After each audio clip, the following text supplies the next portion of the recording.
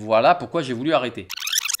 Mais avant d'arriver à ce point, commençons par le début. Il y a 6 mois, j'ai inauguré une nouvelle playlist appelée En Off. En gros, je vous explique dans cette playlist comment évolue la chaîne. Ce qui fonctionne dessus et ce qui fonctionne pas. Ce que je vais faire et ce que je vais arrêter de faire. En 6 mois, il s'est passé énormément de choses sur cette chaîne. Si vous vous intéressez de près à YouTube, ce que je vous recommande pour communiquer auprès de vos prospects et de vos clients, je vous invite à regarder entièrement cette vidéo qui va entrer dans les arcanes de ma chaîne YouTube. Et surtout de ce que j'ai appris et dont personne ne parle sur YouTube. Vous êtes sur la chaîne du Disrupteur. Attachez vos ceintures.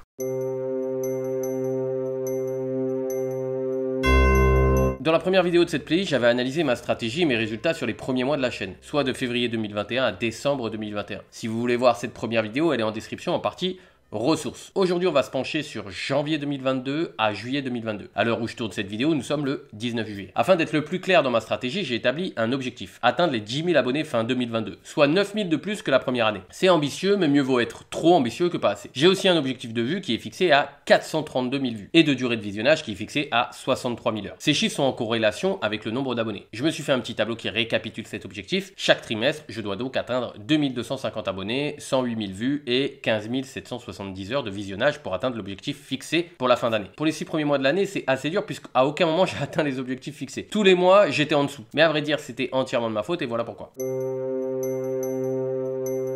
Lorsque j'ai commencé ma chaîne YouTube, j'ai publié une fois tous les 15 jours. Je faisais très attention à la qualité de mon travail. Au bout d'un moment, je me suis rendu compte qu'il était possible de garder cette qualité tout en publiant une fois par semaine. Mais aller au-delà, c'était impossible. Enfin, en vrai, ça me paraissait impossible. J'étais exactement victime du syndrome que je dénonce. Je me suis trop écouté et je ne voulais pas résoudre des problèmes existants, alors que c'est la base de la disruption. J'ai été victime du biais de confirmation. En gros, je pensais qu'il était trop difficile de publier en maintenant la qualité. J'ai demandé l'avis aux spectateurs et ils ont confirmé le mien. Mais un client ne peut savoir ce qui lui convient si celui-ci n'a pas existé. Henry Ford le savait lorsqu'il a créé la première voiture. Steve Jobs le savait lorsqu'il a créé le premier iPhone. Ce qui m'a fait ouvrir les yeux, c'est 2 autres chaînes YouTube. Comme quoi, YouTube, ça a du bon. Et comme j'aime rendre à César ce qui appartient à César, nous allons en parler. Je suis de près le nouveau projet de Victor Ferry, spécialiste de la rhétorique, qui a créé une nouvelle chaîne et qui a une grosse ambition sur celle-ci. Il publie très régulièrement sur sa chaîne YouTube. Et quand je veux dire très régulièrement, c'est très régulièrement puisque j'ai pu voir plus de 10 vidéos publiées certaines semaines. Bien que son système de production s'éloigne du mien puisqu'il a simplifié au maximum la recherche d'informations et le montage, il m'a beaucoup inspiré. Je me suis dit comment je peux faire en sorte de maintenir un niveau de qualité tout en augmentant ma production. La seconde chaîne qui m'a inspiré, à l'inverse de Victor Ferry, c'est celle de Tammy Cabage, plus spécialisée dans la bourse. Il y a quelques mois, j'ai assisté à une de ses conférences sur Paris. Il n'a fait que confirmer ce que je pensais, augmenter la production tout en maintenant la qualité. Ce que fait très bien Tammy Cabage. Toutes ses vidéos ont beaucoup de fond et il produit également très régulièrement. Durant cette conférence, il a parlé également de la monétisation, mais ça, nous en parlerons en détail dans un prochain chapitre. Mais avant, je dois vous parler de l'équation pour réussir sur YouTube.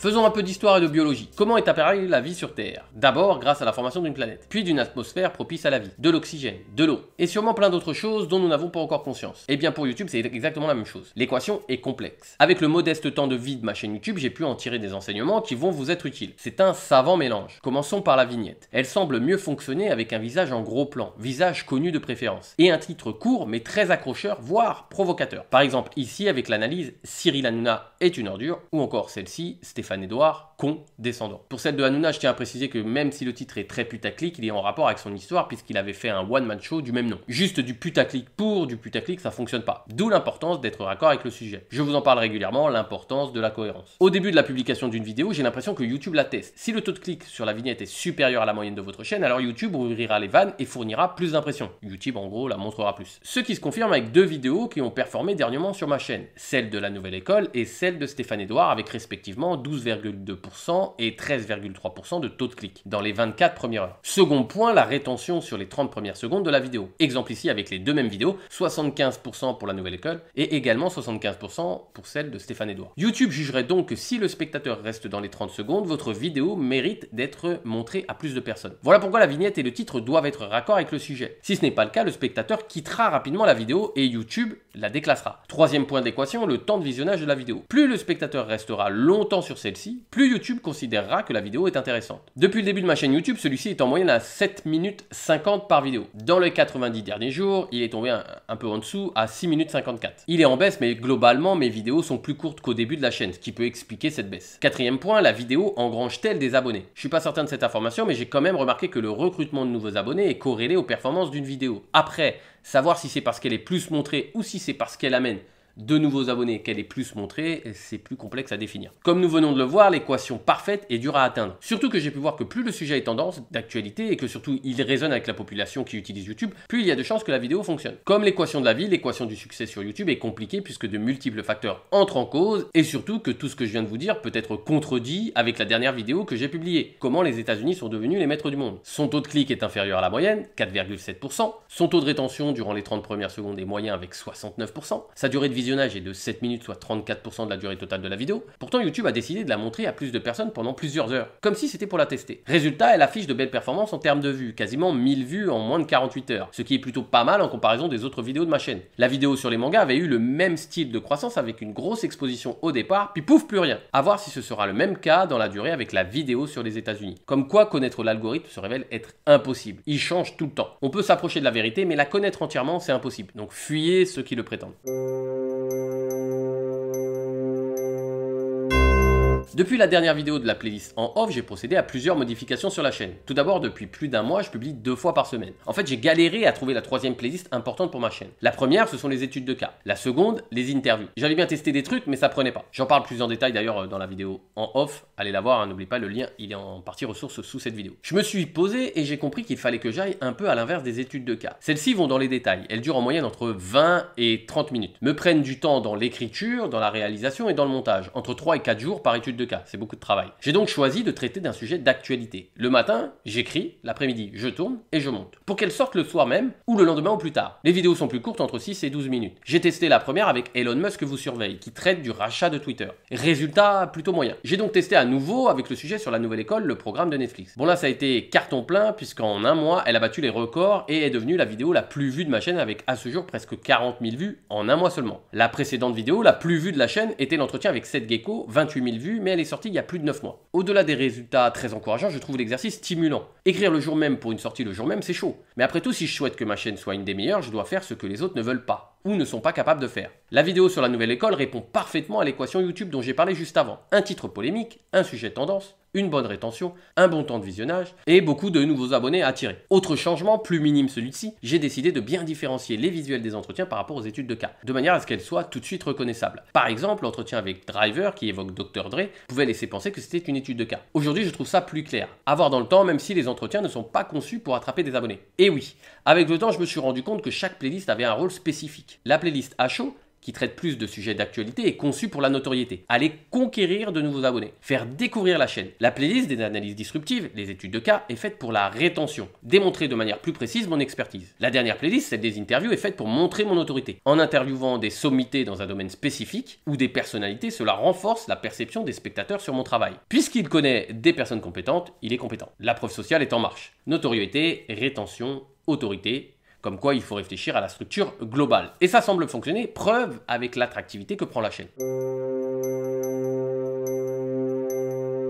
Plus je publie, plus j'ai de données à analyser. Et plus je vois ce qui fonctionne. Mais pas seulement. Plus je publie, plus j'ai de chances d'avoir une vidéo qui performe. Les 2 premières vidéos de ma chaîne YouTube cumulent 64 676 vues. Soit 42% du trafic global de la chaîne. Énorme. Allons plus loin. Les 6 premières vidéos de ma chaîne représentent 107 140 vues. Soit quasiment 68% du trafic global de la chaîne. 6 vidéos performent sur les 65 publiées. Soit une vidéo sur 10. 10%. Ce qui veut dire que je dois produire 10 vidéos pour un succès incontestable. Je parle par rapport à mes propres stats, bien évidemment. Les stats des autres, je les connais pas, donc je peux pas juger, et à vrai dire, je m'en fous. Reprenons. Une vidéo sur 10. Oui, mais en fait, non. Puisque toutes ces vidéos ont été publiées dans le dernier mois. Soit j'ai eu de la chance, soit je connais mieux YouTube, soit je suis meilleur dans les analyses. Soit un peu de tout ça. Hashtag équation de la vie. La vidéo de la nouvelle école, fort de ses 36 000 vues, m'a apporté plus de 700 abonnés. Au départ, j'étais à moitié content. Un peu comme quand j'avais eu le succès avec la vidéo de Éric Zemmour. Je me suis dit que je ne voulais pas attirer que des fans de rap, pour la majorité très jeune et qui ne correspondent pas à ma cible. Un temps, voilà pourquoi j'ai voulu arrêter. Mais ça m'a permis de comprendre une chose essentielle sur YouTube. Pour trouver votre persona type, il faut que vous acceptiez de toucher beaucoup plus de personnes qui n'y correspondent pas. Prenons un exemple avec un de mes clients types qui est devenu depuis un ami. Jean-Pierre. Il est salarié, il a plus de 40 ans, kiffe les mangas et le rap à l'ancienne. Il apprécie également Stéphane Edouard. Bon, je schématise un peu parce que c'est réducteur, mais ça permet de bien comprendre l'exemple. Si je croise ces différentes caractéristiques,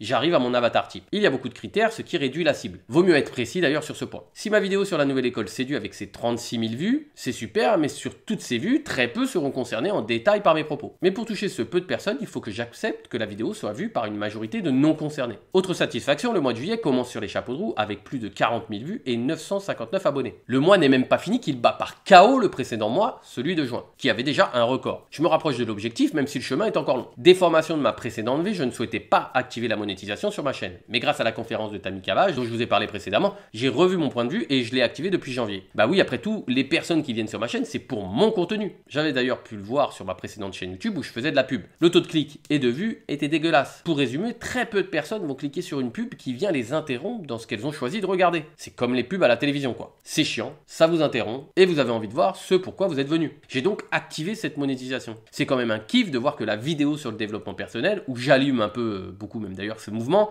me rapporte de l'argent de coach qui affiche de la pub sur ma vidéo. C'est comme s'il payait pour se faire dézinguer. C'est excellent. Depuis le début, ma chaîne a donc encaissé 242,78 €. Bon, c'est pas avec ça que je vais révolutionner mon business. C'est pas grand chose, mais je vois clairement que ça accélère. Normal, c'est corrélé au nombre de vues. Et après tout, ça permettra de payer une partie des tournages des études de cas. La monétisation représente un pourcentage infime de mon business model, mais c'est toujours bon à prendre. Sur la chaîne YouTube, je travaille avec 2 partenaires. Ces partenaires m'aident à réaliser mes vidéos. Mais ce n'est pas n'importe quel partenaire. Ce sont des entreprises dans lesquelles j'ai investi. Bah oui, quand je vous parle sans arrêt de cohérence, alors moi-même, je me dois d'être cohérent dans les partenaires que j'ai choisis pour la chaîne YouTube. Le premier partenaire est le groupe Summit. C'est un groupe qui est spécialisé dans les investissements sur les crypto-monnaies. Pour faire clair et pour faire bref, ça fait plus de 2 ans que j'ai investi dans ce service et j'en suis très content puisque j'arrive à un rendement moyen de 4,4% par mois pour cette période avec un pic de rendement à 11,64%. Plutôt pas mal, voire même très intéressant. Pour en savoir plus sur le groupe Summit, vous avez un lien dans la description de cette vidéo pour aller sur le site, ainsi qu'une interview sur la chaîne qui parle en détail de cet investissement et des crypto-monnaies en général. Mon second partenaire, c'est la société américaine Inspire by USA. Cette société est américaine, mais ses fondateurs sont français et elle travaille quasiment qu'avec des Français. Inspire by USA propose une solution innovante, 100% e-commerce, automatisée avec des stores Amazon. En bref, ils vont créer un store Amazon à votre nom, ils s'occupent de référencer les produits ainsi que de les vendre, c'est totalement passif et les rendements sont très intéressants. De 5 à 15% les 3 premiers mois, puis entre 15 et 20% par mois, je précise. Pour en savoir plus, vous avez un lien en description pour prendre rendez-vous avec un conseiller de Inspire by USA et également un lien vers une interview où nous entrons en détail de leur service. Comme nous venons de le voir, le bilan est plutôt très satisfaisant. Mais il ne faut certainement pas rester sur ses acquis. Pour être le numéro 1, il ne faut pas se comporter comme un numéro 2. Je réfléchis activement à une nouvelle playlist afin de me disrupter moi-même. Une playlist expérience sociale où je ferai des expériences comportementales dans la rue. J'interviewerai les personnes de ces expériences et après j'en tirerai un bilan. Je trouve le concept sympa et stimulant niveau créativité. Maintenant il reste la mise en œuvre, chiffrer les coûts et le temps de travail. J'en parle actuellement avec mon réalisateur. Et vous, qu'attendez-vous pour disrupter votre marché sur YouTube? Est-ce que cette vidéo va vous aider à en comprendre le fonctionnement? En attendant de vous lire, je vous retrouve dans la vidéo qui vient de s'afficher et qui va compléter les points qu'on a vus aujourd'hui.